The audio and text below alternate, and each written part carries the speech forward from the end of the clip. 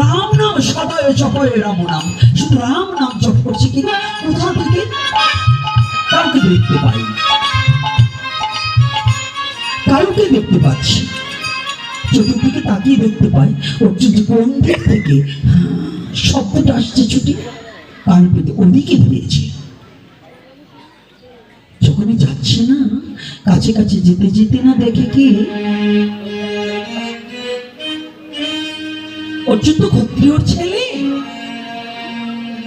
গিয়ে দেখে বরফে ঢেকে গেছে, শুধু মুখটা একটু বাকি আছে, মুখটা দিয়ে শুধু লড়ছে, জয় শ্রীরাম, জয় শ্রীরাম, জয় শ্রীরাম। আর কেহ নয় হনুমান, পশুকুলে জন্ম হনুমান।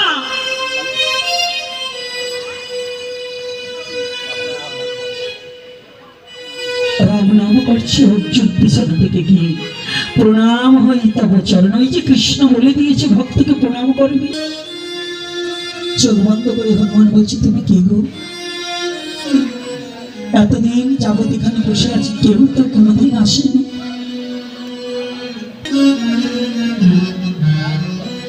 অর্জুন মনে মনে চিন্তা করছি, তাই তো আমার পরিচয়টা একটু সুন্দর করে দেই। যেমন আমাদের নাম জিজ্ঞাসা করলে একেবারে কত টাইটেল, এত বড় এত বড় এত বড় এত বড় করি, মানে 13 জনের নাম একাই দখল করে বিশাল বড় একটা পোস্টার করে টাইটেল করি না।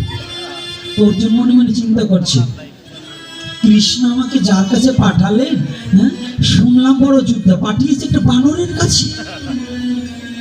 কপিকুলে জানো, এই বানরের কাছে। অর্জুন তো বাহ্যিক জগৎটা দেখেছে, অন্তর তো দেখেনি।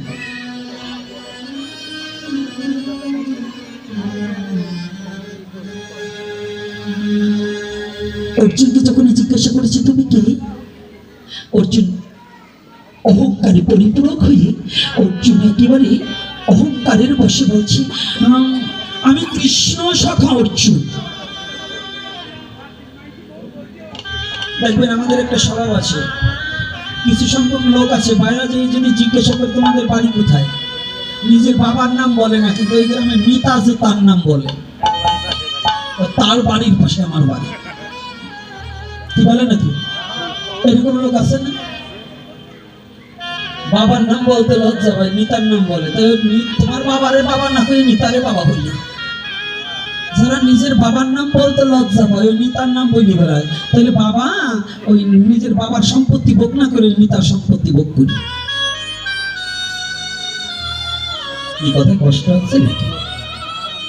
এরকম আছে না বাবা? বলুন, সত্য কথা বলুন, এরকম আছে কিনা? একটু দূরে যায় কয় আমার বাড়ি অমুকের বাড়ির পাশে,